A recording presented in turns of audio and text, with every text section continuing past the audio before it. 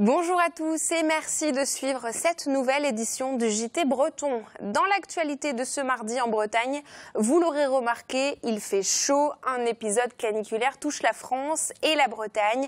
L'Ille-et-Vilaine est en vigilance orange canicule.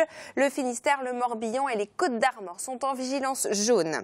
Et ces fortes chaleurs n'arrêtent pas deux restaurateurs de Lorient qui se sont lancés dans une grève de la faim il y a 9 jours. La cause, Lorient Agglomération doit raser les bâtiments qu'il loue. Un témoignage aussi dans ce journal, celui d'un journaliste somalien réfugié à Brest. Il aurait dû être expulsé ce mardi matin vers le Danemark.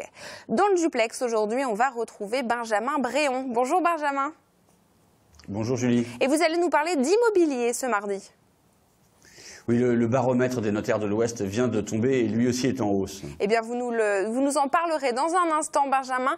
Bienvenue à tous dans cette édition du mardi 20 juin 2017. Plus de 30 degrés un peu partout, les fortes chaleurs n'épargnent pas la Bretagne et les records de température de 2005 ont été battus dans certaines villes de la région. Cette situation va-t-elle durer? Fait-elle le bonheur des Bretons? Camille Pochet et Derwel Kefelec sont allés prendre la température. Depuis dimanche, les températures en Bretagne ne font qu'augmenter, jusqu'à 32 degrés en plein après-midi. Une chaleur inhabituelle pour un mois de juin, mais qui réjouit les Bretons comme les premiers touristes. Yeah, it's very hot. We was in Belfast before, and there also was very hot. Oui, la chaleur est forte, donc je pense qu'il vaut mieux se rafraîchir ce matin.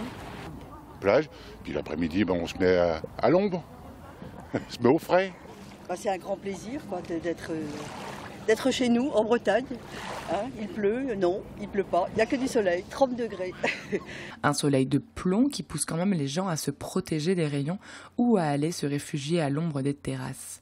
Une chaleur qui est exceptionnelle pour un mois de juin et qui bat presque les records de chaleur déjà enregistrés. C'est un épisode de forte chaleur depuis dimanche notamment, ça a commencé réellement dimanche. Et ça se poursuit a priori jusqu'à demain, donc ça fait 4 jours de grosse chaleur. Et elles sont à 8 à 10 degrés au-dessus des normales d'un mois de juin. C'est-à-dire qu'on est plutôt à 20-22 pour la moyenne des températures maximales, la normale des températures maximales pour un mois de juin. Donc non, c'est des chaleurs exceptionnelles et c'est assez spectaculaire. Une sécheresse qui pour le moment n'impacte pas les agriculteurs. Certains maraîchers doivent tout de même changer leur manière de travailler pour gérer la chaleur. Ces 3-4 jours de canicule font donc plus que plaisir aux Bretons qui y voient des vacances avant l'heure. Un mot de politique. L'annonce a été faite ce mardi soir. Le président de la République, Emmanuel Macron, a demandé à Richard Ferrand de démissionner de son poste de ministre de la Cohésion des Territoires qu'il occupait depuis un mois. Une manière détournée de l'éloigner du gouvernement alors qu'une enquête préliminaire a été ouverte début juin par le parquet de Brest pour une transaction immobilière. Consolation ou pas, Emmanuel Macron souhaite qu'il brigue le poste de président du groupe de la République en marche à l'Assemblée nationale. Une marque de confiance, a répondu Richard Ferrand, député du Finistère. Je vous le disais en titre, depuis 9 jours, 2 restaurateurs du quai du Rohan à Lorient sont en grève de la faim. Ils ont installé banderoles et tentes devant leurs établissements et la cause de cette colère, Lorient Agglomération prévoit de raser la maison de la mer, c'est-à-dire les bâtiments qu'ils louent. Ils devraient les quitter en 2018 et 2020. En tout, près de 12 personnes travaillent dans ces 2 établissements. Anne-Lise Broenec, l'une des gérantes, nous en dit plus sur cette situation. Avec la décision du président de l'agglomération de raser les bâtiments, on va perdre tout. Voilà, tout ce qu'on a investi pendant 10 ans, du travail, de l'énergie, de la volonté et de l'argent. Nous avons rencontré le maire mardi dernier qui a pris des engagements oraux. On lui a bien précisé que pour lever le piquet de grève, on attendait que sa parole d'élu soit écrite. On espère une indemnité financière.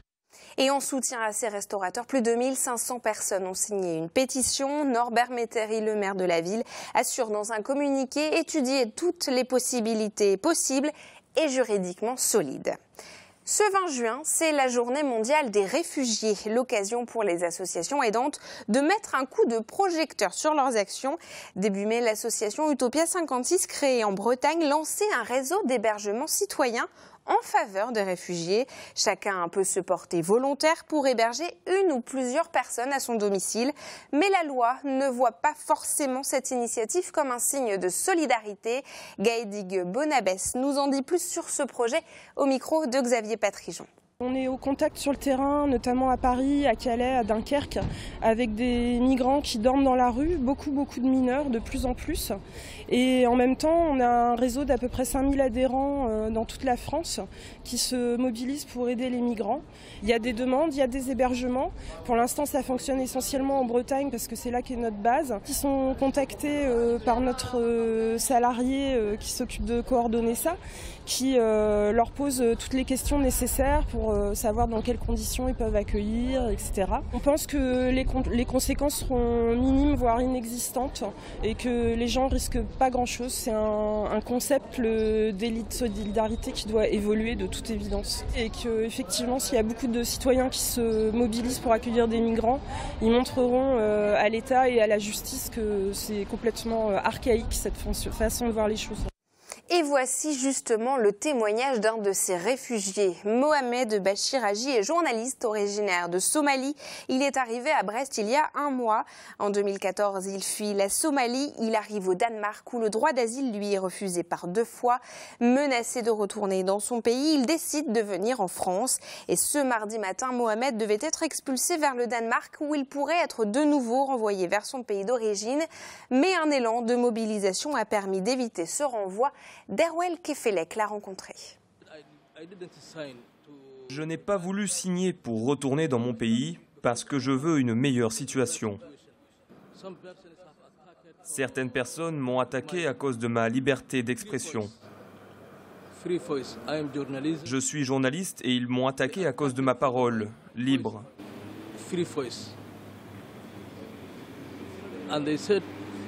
Et ils ont dit « on va te tuer ».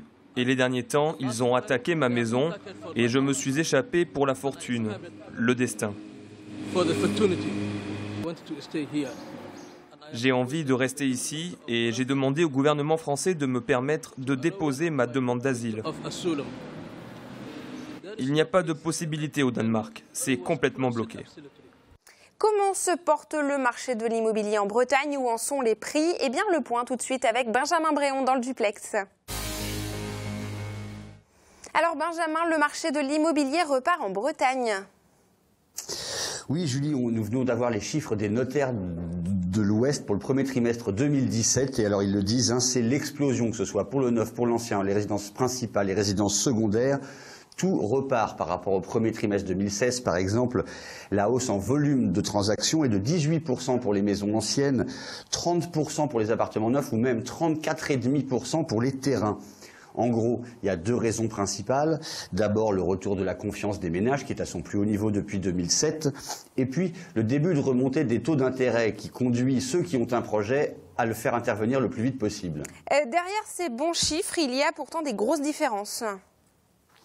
Oui, alors prenons les maisons qui sont le rêve de la plupart des acheteurs. En moyenne, sur les 5 départements de la Bretagne historique, la hausse de cette année, après des années de baisse, est de 3,1% à 165 000 €. Mais ce n'est pas vraiment la même chose à la Trinité-sur-Mer, où la transaction médiane se conclut à 408 000 €, ou à Pléneuf-Valandré, où elle est à 215 000. Si on parle d'appartements anciens, même différence, il faut compter quasiment 5 fois plus au mètre carré à La Baule qu'à Morlaix, 4 200 contre 870 € en moyenne. Et quel est le profil des acheteurs, Benjamin, en Bretagne? Eh bien, l'âge moyen est de 45 ans. Il n'y a pas tellement plus de 60 ans que de moins de 30 ans. C'est assez équilibré.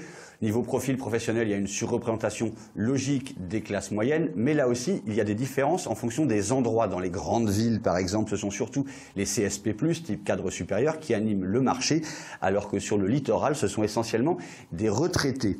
Mais ce qui est amusant, c'est que ces transactions sont essentiellement locales. Les 3/4 des achats sont en effet effectués dans le département d'origine de l'acheteur. Les Français hors Bretagne ne représentent que 17% des achats et les étrangers 1,5%. On est assez loin du grand remplacement dont certains agitent le spectre. Merci beaucoup Benjamin et on retrouve tous ces chiffres détaillés dans le télégramme de ce mercredi.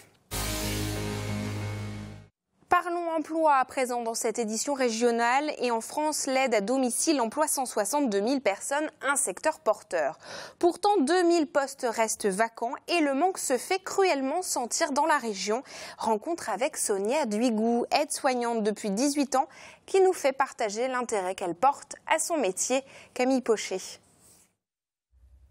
Comme 3 fois par semaine, Sonia, aide-soignante, se rend chez Maurice. L'homme souffre d'un début d'Alzheimer. Les aides à domicile employées par ce couple s'avèrent indispensables pour que Maurice puisse rester vivre à domicile. Elles sont sympas. Elles sont très sympas. C'est important de les décharger et puis de dire oh mais ça fait rien, c'est cool, voilà, c'est bien. Puis de temps en temps, ça fait du bien aussi de savoir qu'on nous comprend.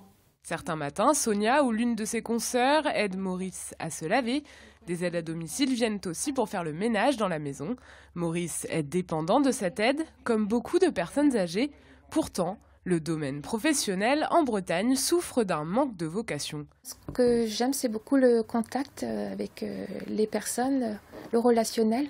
Parfois, on est les seuls à être prêts à venir dans la journée. Donc, ils nous attendent. Et ils sont vraiment reconnaissants parfois on a des petites fleurs. En Bretagne, le secteur est porteur. Pourtant, les organismes ont du mal à embaucher.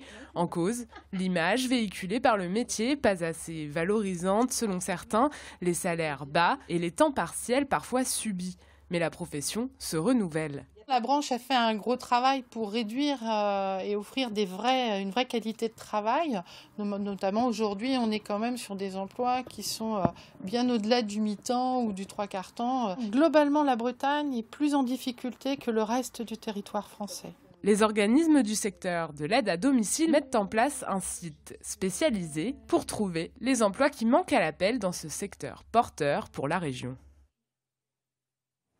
Et toutes les informations pour postuler sont à retrouver sur le site www.coeur-emploi.fr.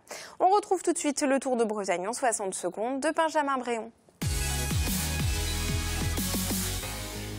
Grosse galère lundi après-midi pour les passagers de 3 TGV de la ligne Brest-Paris qui se sont retrouvés bloqués en pleine campagne, pour certains avec la climatisation en panne.